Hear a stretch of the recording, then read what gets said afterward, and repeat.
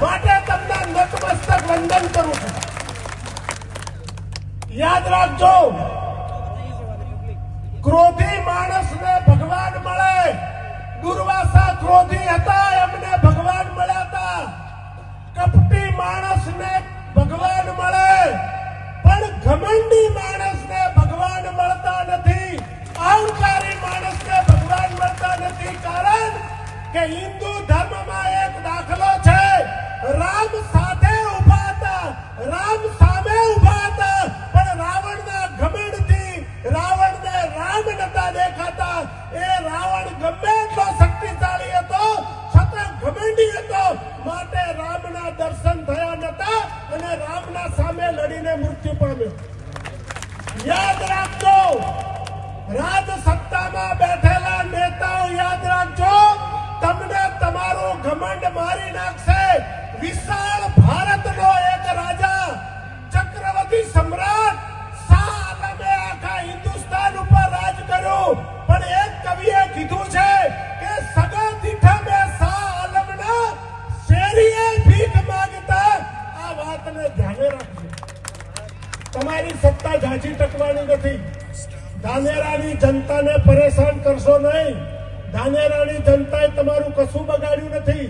અમારા તાલુકાને વાવ થરાદમાં મૂકો તો મારા સામાજિક ભવનો, મારા રાજકીય તાણાવાળા, મારા સામાજિક તાણાવાળા, મારા શૈક્ષણિક તાણાવાળા, મારા આરોગ્યના સંબંધો અને મારા વંશ વારસોનું ભવિષ્ય પાલનપુર સાથે વણાયેલું છે। માટે આપણે આ બાજુ પશ્ચિમમાં ધકેલતા નહીં। કોઈ પણ સરકાર પ્રજાની સુખાકારી માટે વિભાજન કરે છે। કોઈ પણ સરકાર પ્રજાની સગવડતા માટે વિભાજન કરે છે। અમારા ધાનેરા તાલુકાને બનાસકાંઠાનું વિભાજન કરી અને સરકારને વિનંતી કે અમારા તાલુકાને અગવડતા ઊભી ન કરે। આ પ્રજા રીબાય છે। આ પ્રજા આજે 20 દાડાથી રોડ ઉપર છે। મીડિયા પણ ખૂબ સારી રીતે મહેનત કરે છે। મીડિયાના તમામ મિત્રોને ધન્યવાદ આપું છું કે તમે પ્રજાના અવાજને બુલંદ કર્યો છે। અને અમારા નેતા, અમારા સર્વે વડીલો પણ એટલી બધી ચિંતા કરે છે કે અમારો તાલુકો આ બનાસકાંઠામાં જ રહેવો જોઈએ।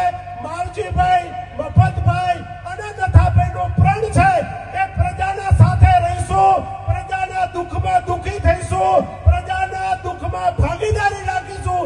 એવા નેતાઓને આપણે સૌ તાળીઓના ગણગણાટ સાથે વધાવીએ અને આપ સૌ પધાર્યા એ બદલ આપનો દિલથી આભાર માનું છું। અસ્તુ જય હિન્દ, જય ભારત। કે આવનારા સમયમાં તમે સોચી લેજો કે લોકશાહીની ઢબે જે પણ સરકારને પરિણામ ભોગવવું પડશે એ સરકારની જવાબદારી બનશે। સાથે સાથે મારે એક વાત આજ કરવી છે સાહેબ કે સરકારો કોઈ પણ જાતની હોય પણ પ્રજા સરકાર એની મા બાપ હોય છે અને સરકાર જો પ્રજાનો અવાજ ન સાંભળે તો એ સરકાર ન કહેવાય।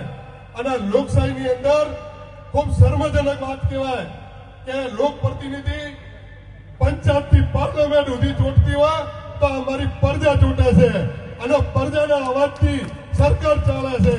ત્યારે સરકાર જો અવાજ ના આપણે સાંભળતી હોય એ આપણા માટે લોકશાહી માટે એક શરમજનક વાત કહેવાય।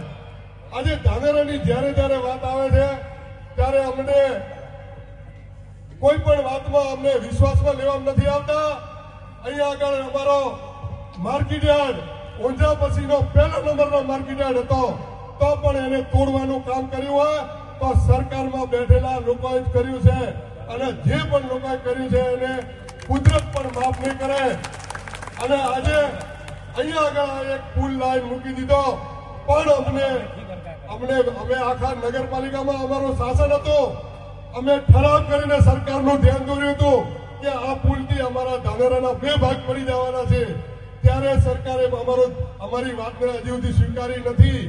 ત્યારે મારે આજે આજના તબક્કે વરે સરકારે ત્રીસરો અખતરો આજે અમે આખા આપણને જિલ્લો બનાસકાંઠા આપણી જીવાદોરી છે અને જો જીવાદોરીથી આપણને અલગ કરતા હોય તો પછી આપણે આ વિસ્તારમાં રહેવાનો આપણો અધિકાર કોઈ છીનવી નાખશે એવું મને લાગે છે. કારણ કે અમુક લોકોને ખબર નથી કે હું ધાનેરાને પાણી આપવાનું છે અને ભાઈ બિસ્લેરી આપવાનો છો. એ તો કહો મને કે કોઈ પાણીનો કોઈ માટલો ભરીને પકડવાના છો કે કઈ રીતે પકડવાના છો? તમે આ થમણાથી ઉગમણો પાણી ના આવે કોઈ ખેડૂતને પૂછો તો ખબર પડવી જોઈએ. એટલી તો ખબર પડે છે. તમારા એન્જિનિયરો, તમારામાં બેઠેલા લોકો આટલું તો વાત સમજો. આજે જે વાત ધાનેરા તાલુકાના અન્યાય માટે જે ચાલે છે તેમાં ધાનેરા તાલુકાએ તમને દૂધ પૂરતા પાણીથી સીનવે, તમે તો અમારે પાણી નથી આપી શક્યા. ધાનેરા તાલુકાએ તમને દૂધ આપ્યું છે. ત્યારે તમને દૂધ આપ્યું હોય અને જો તમે અમારા હાથે અન્યાય એવો કરતા હો તો એ કોઈ શરમજનક વાત છે. અને જે વ્યક્તિ આ વાતમાં અન્યાય કરવાની કોશિશ કરશે તેમાં આવનારા સમયમાં ધાનેરાની પ્રજા અને ધાનેરાના તાલુકાની પ્રજા એમને માફ પણ નહીં કરે.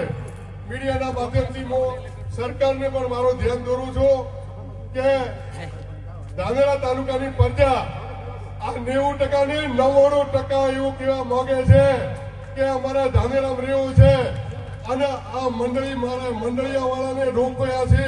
આ પ્રજા નાનો પડોત મંડળીના માધ્યમથી લોકોને રોકવા માંગે છે. લોકોના દબાવમાં રોકાય છે. કોઈની મંડળી ચાલે છે એને દબાવવા માંગે છે. કોઈની બેંક ચાલે છે એને દબાવવા માંગે છે.